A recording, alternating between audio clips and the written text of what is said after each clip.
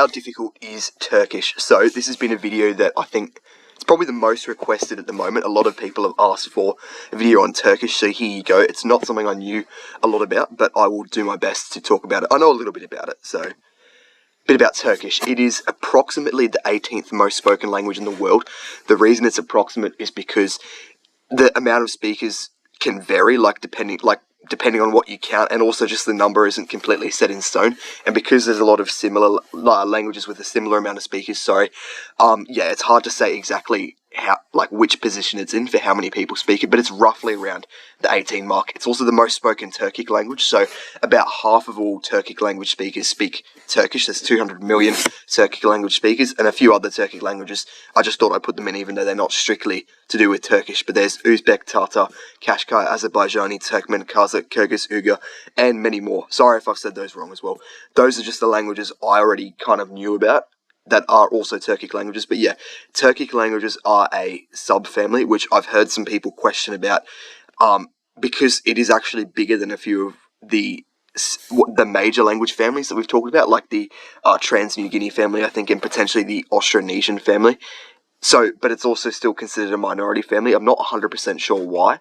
I will have to check that. But yeah, it is still a significant language family. It has 200 million speakers. Turkish also uses no noun classes or grammatical gender, so this makes it quite different, to a lot of Indo-European languages.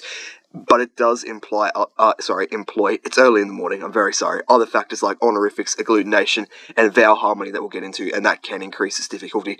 So how difficult is Turkish actually compared to English? Well, if I can actually push the arrow key, it depends. So it's not insanely difficult, but it is obviously more difficult than like your French, your Italian, your Spanish, because it has a few things in it that can make it difficult for English speakers to learn. So agglutination is basically, if you haven't heard of it, that's probably one of the prime things with what makes Turkish hard. It's the process of using suffixes, so stringing suffixes onto the end of the word to denote something. So in English, for example, take the word walk. We would put ed on the end of walk to turn it into walked, and that means it's like a past tense thing. You walked yesterday. And that ed suffix is something that can go on a lot of things. You can go on, I'm literally having a mind blank, sorry. Jumped, what is something else? Looked, and it just puts it into the past tense. Turkish uses that as well, but they do it basically on steroids. So they have a lot more suffixes, and the suffixes can actually go onto each other. So the word can actually have a string of suffixes on the end, which you kind of have to interpret to understand its meaning. So I've just got a little screenshot here. We've got there in English, and it's that third person plural possessive pronoun or adjective.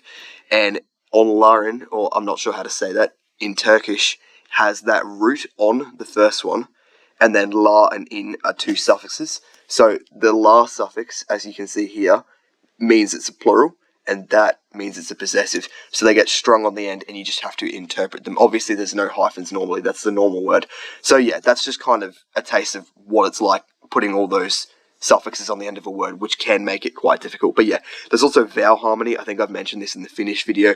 It can further muddle agglutinated suffixes because the suffixes might need to be changed a little bit because certain vowels can't correspond. I'm not actually sure what the Turkish vowel harmony rules are, but I know they mess up what normally should be there because certain vowels can't coexist. So that's also something you have to wrap your head around. However, Turkish does use the Latin alphabet with a few modifications. So I think they're missing a couple letters, and they have a few modified ones. They have what's it called? Is it called a cedilla, with the little hook thing on the bottom of a C and an S, which makes ch and sh? I believe they have a silent G, and I believe they also have 8 vowels. So it is slightly modified, but it is obviously going to be much easier with that than with the former Arabic script, which we'll talk about a little bit later. Turkish also doesn't have articles, so words like da and which can be kind of weird as someone who's learning Russian to start off with, but you kind of get used to it, and it is actually probably easy. And it has very limited irregular words. Turkish is actually a very structured and methodical language. There aren't that many exceptions. So yeah, that is always a good thing for learning. Shallow orthography, which means you can basically pronounce things as you read them. English, to contrast, has a very deep orthography because there's a lot of different ways to pronounce something. Like, if you're reading a word like, what's an example? Bar, that seems all straightforward, but then you read war and it's pronounced differently. You'd think war would be pronounced war. So yeah, a lot of English is like that. It's really interesting pronunciation. Like if we say organize, what's a good example? Formation, where there's a T-I-O-N on the end. You don't say formation exactly as it's spelt, you say formation, and that kind of doesn't really make sense. It's just the way it's pronounced. So yeah, that's what orthography is, how you can pronounce things based off how they're read, and Turkish is fairly easy, so that's good as well. It's generally subject, object, verb, word order, which basically means in English, for example, if you say I eat the apple, it's subject, verb, object. The subject is I, the verb is you're eating, and the object is the apple, whereas in Turkish they put the verb on the end, which isn't too difficult. It can be a little bit weird, but there's also a very flexible word order, and this changes a lot just in general conversation in Turkish, I've been told.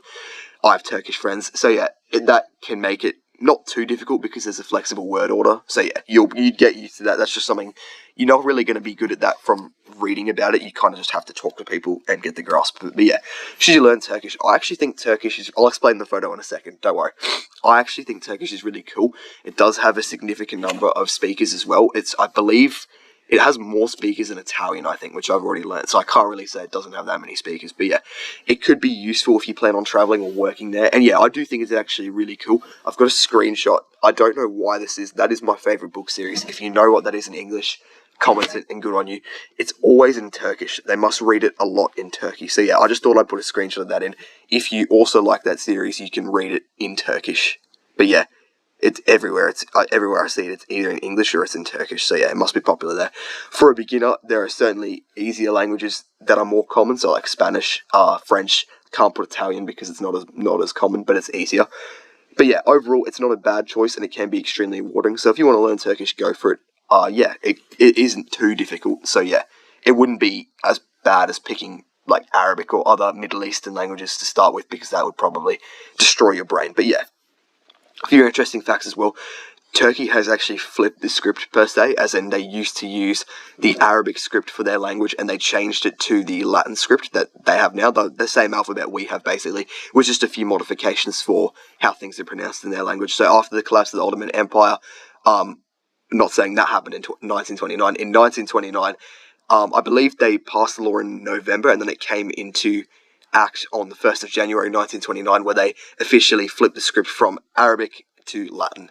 So yeah, I think the reason this was done was not just to westernize, it was also because the Arabic script didn't really encapsulate Turkish vowels, as well as the Latin alphabet could. It's very early in the morning, I'm very sorry. English uses many Turkish words as well, like kayak, kiosk, yogurt. There were more as well. Those are just the three. I don't actually know the other words, so I didn't put them in. But yeah, those are the main three I saw. Also, titles are extremely important. I think we mentioned this before with honorifics. It basically means addressing people by certain titles is very important, like sir, ma'am. So there's a lot of that in Turkish. Yeah, and most words are also stressed on the final syllable, I read, which is interesting. I'm not sure how important stress is in Turkish. If you're a native Turkish speaker, yeah, definitely tell me down below. But I know with some languages, like Russian, for example, it can completely change how the word is. And yeah, so that is kind of a good thing. I guess it makes it a little bit easier. But yeah, just to close, Turkish is an interesting language. I think anyone would find it enjoyable. I know how I'll try and count to 10 in Turkish. I believe I can off the top of my head. If it's wrong, you're not allowed to dislike the video because I could just not have said anything. So yeah, is it 1, 2, 3, 4, 5, maybe 6, 7, 8, 9 on. I think that's 1 to 10. I'm doing that with no notes. If I've said that wrong, sorry. If I've got it wrong, sorry. I don't care. I tried. I did my best for you guys. So yeah, it is an interesting language. I think it is quite fun. I know nothing in it. I have been taught a little bit and I've since forgotten it. I'll have to get my friend to re-show me. But yeah, for those looking to learn a language as well, I have my website, link in the description, Head of State Language Learning. It's completely free and I'd 100% recommend you check it out.